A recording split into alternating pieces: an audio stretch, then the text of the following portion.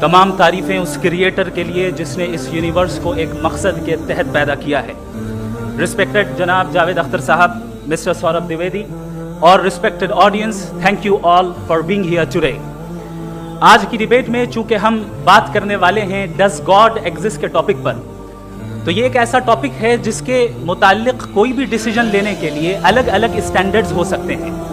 لہٰذا ڈیبیٹ کے شروع میں یہ ضروری ہے کہ ہم یہ جان لیں کہ آج کے اس ٹاپک میں کون سا اسٹینڈرڈ صحیح ہوگا اور کون سا غلط ہوگا. سب سے پہلا اسٹینڈرڈ جسے میں سمجھتا ہوں کہ ہمارے رسپیکٹڈ جناب جاوید اختر صاحب بڑی تیزی کے ساتھ اس کی طرف لپکیں گے, وہ ہے سائنس. جبکہ سائنس در حقیقت خدا کے ایگزسٹنس کو ڈائریکٹلی ثابت کرنے یا اس کے ایگزسٹنس کو ڈینائی کرنے کے لیے اسٹینڈرڈ نہیں بن سکتی. اور اس کی وجہ کیا ہے یہ میں نہیں کہہ رہا, یہ وہ لوگ کہہ رہے ہیں جو سائنس کے ایکسپرٹس ہیں. نیشنل اکیڈمی آف سائنس کہتی ہے science doesn't have the processes to prove اور disprove the existence of God. Why? کیونکہ سائنس کا تعلق ایمپیریکل ایویڈنس سے ہے, اور ایمپیریکل ایویڈنسز کا تعلق ہمارے نیچرل اور فزیکل ورلڈ سے ہے, جبکہ گاڈ نان فزیکل اور سپر نیچرل ریالٹی ہے.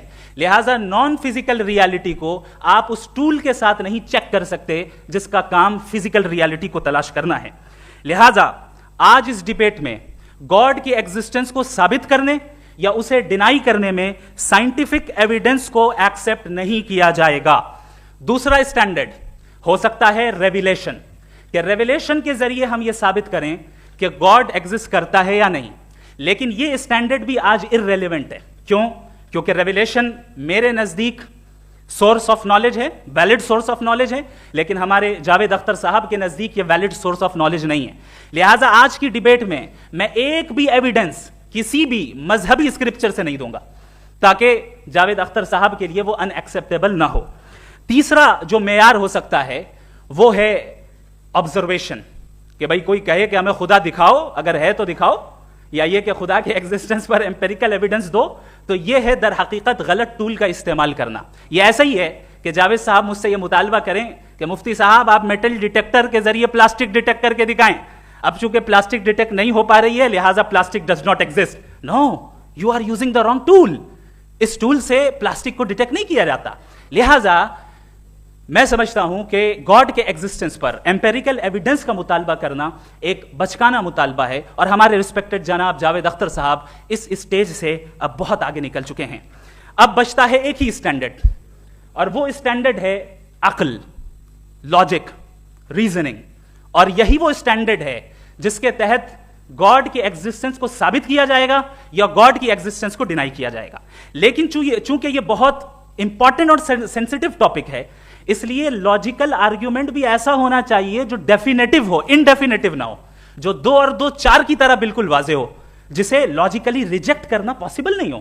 فار ایگزامپل ہم کہیں ہمارے رسپیکٹڈ مسٹر سوربھ صاحب یہ ایک انسان ہے اور تمام انسان کانشیس بینگ ہے, لہٰذا نتیجہ کیا نکلا, ہمارے سوربھ صاحب بھی کانشیس بینگ ہے. کیا یہ انڈیفینٹ آرگیومنٹ ہے یا ڈیفینٹ آرگیومنٹ ہے؟ یہ ڈیفینٹ آرگیومنٹ ہے. یہ 2 اور 2 کی طرح واضح ہے, اس میں کسی طرح جو ہے لاجیکلی اس کو ریجیکٹ نہیں کیا جا سکتا. تو اگر آج ہمارے جاوید اختر صاحب ایسی کوئی عقلی دلیل اور لاجیکل ایویڈنس دیں خدا کے نہ ہونے پر جو ڈیفینٹ بھی ہو, تو میں یہ اعلان کرتا ہوں کہ یقیناً میں اس ایویڈنس کو قبول کروں گا اور اس پر غور کروں گا. لیکن ساتھ میں یہ بھی اعلان کر دیتا ہوں پریڈکشن کے طور پر کہ ایسا کوئی ڈیفینٹ آرگیومنٹ کوئی نہیں پیش کر سکتا. دلیل ہم دیں گے اور ڈیفینیٹو دلیل دیں گے, لاجیکل دلیل دیں گے, ایسی دلیل دیں گے جو انٹائر ایتھیسٹک ورلڈ اسے ریفیوٹ نہیں کر سکتی. چلیں اب ہم ایک ایگزامپل سوچتے ہیں, ایک سینیریو, سمپل سینیریو. تمام آڈینس سے گزارش ہے, ہم اور آپ ایک آئسولیٹڈ آئیلینڈ پر ہیں, ایسا آئیلینڈ جہاں پہ ہم سے پہلے کوئی کبھی نہیں گیا. چلتے چلتے آپ کے سامنے اچانک آپ نے دیکھا ایک پنک کلر کی بال پڑی ہوئی ہے.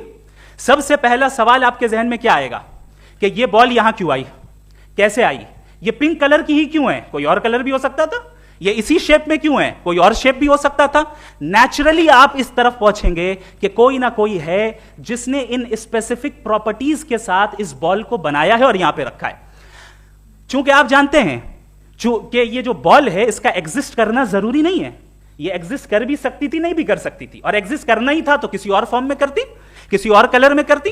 اب آپ اس بال کو ایکسپینڈ کرتے چلے جائیں, ایکسپینڈ کرتے چلے جائیں, ایکسپینڈ کرتے چلے جائیں, یہاں تک کہ یہ بال یونیورس کے سائز کی ہو جائے. بتائیے کہ کیا سائز کے بڑھ جانے سے سوال بدل جائے گا؟ ہرگز نہیں بدلے گا. ابھی بھی سوال رہے گا, یہ یونیورس کہاں سے آیا, ان اسپیسیفک پراپرٹیز کے ساتھ کہاں سے آیا, کیوں آیا, کس نے بنایا, یہ سوال اس وقت بھی ویلڈ رہے گا.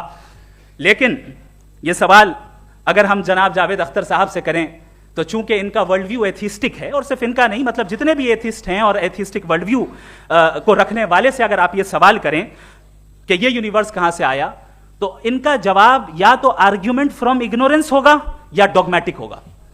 یا تو یہ کہیں گے کہ مجھے نہیں پتا کہ یہ کہاں سے آیا, لہٰذا گاڈ ڈز ناٹ ایگزسٹ, یہ آرگیومنٹ فرام اگنورینس ہے. یا یہ کہیں گے کہ یہ یونیورس خود بخود بن گیا, اس کا مطلب یہ ہے کہ اس بال کو بھی خود بخود بن جانا چاہیے, لیکن بال کے تعلق سے یہ ایکسپلینیشن ایکسیپٹ نہیں کی جائے گی کہ یہ خود بخود بن گئی, لیکن یونیورس کے تعلق سے کر دیا جائے گا. اسے ہم دوسرے الفاظ میں ڈوگما بھی کہہ سکتے ہیں. دوسری چیز, ہمارے جاوید اختر صاحب ضرور گاڈ آف گیپس کی مثال بھی ضرور دیں گے, اور مثال دیں گے کہ پہلے زمانے میں بجلیاں کڑکتی تھی تو لوگوں نے کسی ایک خدا کی طرف, اور بارش ہوتی تھی تو دوسرے خدا کی طرف منسوب کر دیا, ان کے پاس دلیل نہیں تھی. یہ ہمارا ورلڈ ویو ہے ہی نہیں, یہ ہمارا ورلڈ ویو ہے ہی نہیں, کیونکہ نیچرل فینومینا کے پروسیس کی انٹرپریٹیشن کو جان لینے سے یہ کہاں سے ثابت ہو گیا کہ گاڈ ایگزسٹ نہیں کرتا ہے. اس پر میں انشاءاللہ ابھی آگے بات کروں گا. آپ حضرات یہ بھی دیکھیں گے, اور میں یہ ایکسپیکٹ کرتا ہوں کہ ہمارے ریسپیکٹڈ جناب جاوید اختر صاحب ضرور ایموشنل آرگیومنٹس بھی دیں گے, جو کہ ایک لاجیکل فیلیسی ہے جب بات آتی ہے ٹروتھ کو ڈیسائیڈ کرنے میں. کیوں؟ مثال کے طور پر وہ کہیں گے کہ اگر گاڈ ہے تو ایول کیوں ایگزسٹ کرتا ہے, جبکہ میں کہتا ہوں ایول کا ایگزسٹ کرنا گاڈ کے ایگزسٹ کرنے کی دلیل ہے, اس کے خلاف نہیں ہے. چونکہ اگر گاڈ ہے تو ہم سب اس کے سامنے اکاؤنٹیبل ہیں, اور اگر ہم اکاؤنٹیبل ہیں تو اکاؤنٹیبلٹی کے لیے ایول کا موجود ہونا ضروری ہے, اس کے بغیر ہم اکاؤنٹیبل نہیں ہو سکتے. اور اگر ہم اکاؤنٹیبل نہیں ہیں تو ہم جناب جاوید اختر صاحب سے پوچھیں گے کہ آپ بتائیں کہ پھر سفرنگ اس دنیا میں کیوں ہے؟ اگر خدا نہیں ہے تو سفرنگ کیوں ہے؟ اور ان لوگوں کے جذبے کا کیا جن کے اندر سفرنگ کے بعد انتقام لینے کا جذبہ پایا جاتا ہے اور وہ اس دنیا سے ایسے ہی چلے گئے, کیا ان کی ساری تکلیفیں بیکار چلی جائیں گی؟ اب آ جائیں اسی ایگزامپل کی طرف کہ بال, مجھ سے اگر کوئی پوچھے اس بال کو کس نے بنایا, اور یا اس ایکسپینڈڈ بال کو کس نے بنایا, میں کہوں گا کہ چونکہ یہ یونیورس اور اس یونیورس کی تمام چیزیں کانٹینجنٹ ہیں, کانٹینجنٹ ہونے کا مطلب یہ ہوتا ہے کہ جو اپنے ایگزسٹنس پہ کسی کے اوپر ڈیپینڈ کرتی ہو, تو ظاہر ہے یہ یونیورس کانٹینجنٹ ہے. اور اگر کوئی چیز کانٹینجنٹ نہیں ہے تو میں ریکویسٹ کروں گا کہ مجھے دکھا دیں کہ کون سی چیز یونیورس میں کانٹینجنٹ نہیں ہے, ہم بھی ذرا غور کر لیں اور ہم بھی دیکھ لیں. اور جب کانٹینجنٹ چیزیں موجود ہیں تو فلاسفرز کی اصطلاح کے مطابق, ہم اس ٹرمینالوجی کے مطابق ہم اس جگہ تک پہنچتے ہیں اور اس ہستی تک پہنچتے ہیں جسے نیسیسری بینگ کہا جاتا ہے, کہ یہ وہ نیسیسری بینگ ہے جس کا موجود نہ ہونا ناممکن ہو. چونکہ اگر یہ موجود نہ ہو تو ساری چیزیں ایگزسٹنس میں آئیں گی ہی نہیں, اور یہ ساری کانٹینجنٹ چیزیں اسی کے اوپر ڈیپینڈ کرتی ہیں. اب اگر آپ یہ سوال کرتے ہیں کہ پھر اس ہستی کو کس نے بنایا, پھر اس کا کاز کیا ہے, پھر اس کا کاز کیا ہے, پھر اس کا کاز کیا ہے, اور اینڈلیسلی چلے جائیں, اسے ہم کہتے ہیں انفینٹ ریگریس آف کازز, جو کہ لاجیکل فیلیسی ہے. کانسیپچولی انفینٹی پاسبل ہے. مثال کے طور پہ نیومیریکلز 1 2 3 گنتے چلے جائیں, انفینٹ نمبرز ہیں. میں کانسیپچولی بات نہیں کر رہا, پریکٹیکلی ریالٹی میں ثابت کر کے دکھائیں کہ infinite regress of causes possible ہیں یا نہیں. اگر پاسبل ہیں تو ہم مان لیں گے, مثال دے دیں, اور پاسبل نہیں ہے تو ایک ہی آپشن بچتا ہے جسے ہم کہتے ہیں نیسیسری بینگ. ایسی نیسیسری بینگ جو انڈیپینڈنٹ ہے, چونکہ اگر وہ ڈیپینڈنٹ ہوئی تو وہ نیسیسری نہیں رہے گی. ایسی انڈیپینڈنٹ بینگ جو اٹرنل ہے, اگر وہ اٹرنل نہیں ہوگی, اس کی بگننگ ہوگی تو وہ خود کانٹینجنٹ ہے. ایسی بینگ جو پاورفل ہے, کیونکہ کانٹینجنٹ کو ایکچوالائز کرنے کے لیے پاور چاہیے. ایسی بینگ جو انٹیلیجنٹ ہے اور نالجبل ہے, کیونکہ یہ یونیورس اسپیسیفک فارم اور اسپیسیفک لاز آف نیچر کے تحت پریسائزلی چل رہا ہے. Thank you. تھینک یو مفتی صاحب. میں ان دلیلوں کے بعد جاوید اختر صاحب سے گزارش کروں گا, آپ بیٹھ کے بولنا چاہیں گے؟ جی.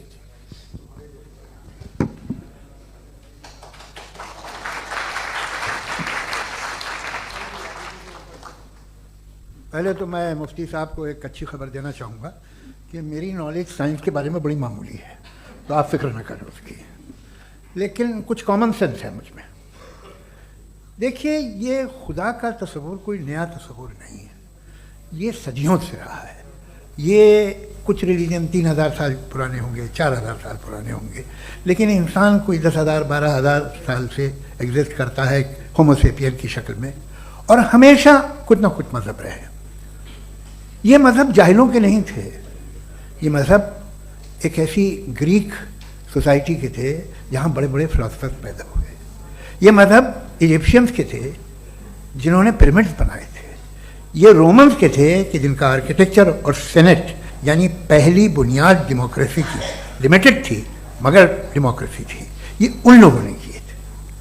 तो इनका जो जुपिटर था, रा था, ज़्यूस था, उन्हें उस पर इतना ही एतमाद था जितना आज किसी मजहबी आदमी को अपने खुदा पे होगा। क्रिश्चियनिटी आने से पहले यूरोप में एक मज़हब था जर्मेनिक रिलीजन। उसका एक खुदा था, उसकी एक बीवी थी, उसके 2 बेटे थे, एक बेटी थी। फिर जर्मनी में जब यूरोप में क्रिश्चियनिटी आई तो वो खुदा, उसकी बीवी और पूरे ख़ानदान चला गया। तो हमने अगर हम हिस्ट्री देखें तो खुदा जो हैं वो ज़्यादातर फ़नी है, वो हमेशा रहे नहीं। और वो जो लोग इन्हें मानते थे उनको आप कहें वो तो जाहिल थे, उन्हें तो कुछ पता ही नहीं था, ऐसा नहीं है। वो अपने वक्त में बड़े काबिल लोग थे और अपने वक्त में उन्होंने बड़े बड़े काम किए हैं, फिलोसफर्स थे, साइंटिस्ट थे। लेकिन उनका मज़हब कहाँ गया, उनके खुदा कहाँ गए? आज जो खुदा हैं दुनिया में लोग उन्हें मानते हैं। आपको क्या मालूम कि कितने बरसों के बाद क्या होने वाला है? हम यूरोप में देखते हैं तो चर्च खाली हैं। तो वक्त के साथ चीज़ें बदलती हैं। जहाँ तक इसका ताल्लुक़ है मज़हबों का, हर मज़हब आपसे एक चीज़ मांगता है, फेथ। ये फेथ क्या चीज़ होती है? What is the difference between faith and belief? ये तो बहुत ही अहमखाना बात होगी कि कोई आदमी कहे साहब अगर खुदा है तो मुझे दिखाइए। ये तो जाहिलाना बात हुई। मैंने तो नॉर्थ पोल नहीं देखा है मगर मैं मानता हूँ कि नॉर्थ पोल है। मैं क्यों मानता हूँ? इसलिए कि अगर ये दुनिया राउंड है तो उसका कोई टॉप होगा। कुछ लोग हैं जो वहाँ गए भी हैं, कॉमन सेंस कहता है कि ऐसा होगा, सबूत है, गवाह है, रीज़न है। तो ये मेरा फेथ नहीं है। तो फेथ में और बिलीफ में डिफरेंस क्या है? जो मजहब मांगता है, हर मजहब फेथ मांगता है। फेथ का मतलब ये है कि ना कोई गवाह हो, ना कोई सबूत हो, ना कोई रैशनल हो, ना कोई लॉजिक हो, ना कोई प्रूफ हो, मगर तुम एक बात को मानो। ये है फेथ। वरना बिलीफ होता। अगर इसमें कुछ भी सबूत होते, गवाह होते, तो फिर इसे आप बिलीफ कहते हैं। जैसे मेरा बिलीफ है कि नॉर्थ पोल है, मेरा फेथ थोड़ी है। फेथ इन तमाम शर्तों को रद्द करता है। तो फिर स्टुपिडिटी क्या है? अगर मैं एक बात ऐसी मानूं जिसकी ना कोई लॉजिक है, ना कोई रैशनल है, ना कोई प्रूफ है, ना कोई गवाह है, ना कोई सबूत है, और मैं उसे मानूं, तो ये स्टुपिडिटी हुई। इसे ही भाई कल को मैं यकीन कर लूं कि एलॉन मस्क जो है मेरा भाई है, तो मुझे इंतहाई खुशी होगी, सुकून भी बहुत मिलेगा मुझे। लेकिन और कहे भाई क्यों मानते हो, क्या सबूत है? भाई वो तो अमेरिकन है और तुम तो इंडियन हो, वो तो नस्ल लगे, तुम्हें कभी मिले भी नहीं। साहब देखिए मेरा फेथ है, इस पर बात नहीं किया। फेथ का मतलब ही यह है कि आप प्रूव नहीं कर सकते। अगर आप प्रूव कर सकते हो तो फेथ की जरूरत ही नहीं, फिर तो आप बात करेंगे, आप कितनी बहस कर लीजिए। अल्टीमेटली दुनिया का हर मजहब फेथ पे टिका है, और फेथ का मतलब है एक ऐसा यकीन जिसका कोई सबूत, कोई गवाह, कोई रैशनल नहीं। अब आप ये कहें, क्या आप ये क्यों कह रहे हैं कि साहब ये कायनात किसने बनाई? कमाल ये है कि आपने बताया कि एक आइलैंड पे गए और एक बॉल देखी। आपने ये नहीं कहा कि आइलैंड किसने बनाया, आपको सिर्फ बॉल पे हैरत हुई। हमने आइलैंड पे हमने हैरत नहीं की, होते हैं आइलैंड। इसी तरह ये आइलैंड है, सितारे, ये गैलेक्सीज, ये सब आइलैंड हैं खला में। हम उन्हें टेकन फॉर ग्रांटेड लेते हैं, हम पूछते नहीं किसने बनाए। आपने जजीरे के बारे में भी नहीं पूछा है। मेरी पैदाइश कैसे हुई? क्या मैं प्लान पैदा हुआ था? I was plan to be born, या एक लकी स्पम था जो किसी एक से चिपक गया? मेरी पैदाइश रैंडम। और इंसाफ जिसे आप कहते हैं, इंसाफ का तो नेचर से कोई वास्ता ही नहीं है। जो आप कहते हैं कि एक दिन इंसाफ करेगा, इंसाफ is the human concept. Nature में कोई इंसाफ नहीं। अगर शेर हिरन को खा जाता है तो उसे कोई सजा नहीं मिलती। अगर एक आंधी आती है और हरे भरे पेड़ों को उखाड़ के फेंक देती है तो आंधियों की जेल नहीं होती है। नेचर में इंसाफ नहीं। इसलिए मुझे नेचर को इंसाफ की ज़रूरत भी नहीं, नेचर तमाम एक है। अब हम कहें कि साहब ये देखिए जो मैंने खाना खाया था ये मेरी आंखों ने यूँ कर दिया उसे, तो इसे सज़ा मिलनी नहीं, वो सिस्टम है, ऐसे ही चल रहा है। नेचर बगैर इंसाफ के है। इंसाफ इज अ ह्यूमन कॉन्सेप्ट। तो जो आपसे कहता है कि मैं तुम्हें इंसाफ दूंगा, वो इंसानी जहन की पैदावार है। ये नेचुरल है ही नहीं, ये आसमानी है ही नहीं, नेचर का तसव्वुर, इंसाफ का तसव्वुर। भाई आप साथ मिलते हैं, अब आप लेफ्ट हैंड ड्राइव करते हैं, ये क्या है? तमाम सच, तमाम नेकी, तमाम शराफत लेफ्ट हैंड ड्राइव है। वरना क्या होगा, या तो आप क्रॉस कर देंगे, आपका एक्सीडेंट हो जाएगा, या आप किसी को मार देंगे, या ट्रैफिक जैम हो जाएगा। झूठ, बेईमानी, रिश्वतखोरी, ये तमाम जो है driving on the wrong side, इसके ऊपर कुछ नहीं। ये तो हमने बनाया, जैसे हमने लेफ्ट हैंड ड्राइव बनाई है। ये कॉन्सेप्ट ऑफ इंसाफ जो है ये हमारा है, इसका नेचर से कोई वास्ता नहीं। शेर खा जाता है हिरन को, उसे जेल होती है क्या? कुछ भी नहीं, है ही नहीं। तो ये जो दुनिया के रिलीजन प्रॉमिस करते हैं आपसे इंसाफ, इसी से मालूम होता है कि मैन मेड है। ये तसव्वुर कहीं और का है ही नहीं। जो नेचर है, कुछ लोग कहते हैं नेचर ही खुदा है, तो नेचर में तो इंसाफ नहीं कहीं। और आप वादा कर रहे हैं कि तुम्हें मरने के बाद इंसाफ मिलेगा। मुझे अगर मिलेगा तो मैं बहुत खुश हूँगा, लेकिन मैं यकीन नहीं कर पाता हूँ, इसलिए कि मैं फेथ नहीं पैदा कर सकता। The very fact that religions demand faith, इसका मतलब है कि उनके पास जस्टिफिकेशन नहीं है। अच्छा साहब, फिर रिलीजन अगर मॉडरेशन में है, कोई सा भी रिलीजन, वो आप में कुछ खूबियाँ भी पैदा करता होगा, देखिए उससे ये फ़ायदा है, वो फ़ायदा है। अल्कोहल जो है वो ज़्यादातर दवाओं में यूज़ होती है, और एक सर्वे किया गया था अमेरिका में कि लॉन्जिटिविटी किन लोगों की है। तो एक तरफ वो लोग थे जो शराब पीते ही नहीं थे, और एक तरफ वो थे जो एक बोतल शराब रोज़ पीते थे। सबसे ज़्यादा लंबी उम्र की है जो 2 पैग नाप के शराब पीते हैं और खाना खाते हैं। मगर हम शराब को बुरा समझते हैं, मैं भी बुरा समझता हूँ। क्यों? ऐसा होता नहीं। कुछ चीज़ों में आदत होती है कि वो बढ़ती है।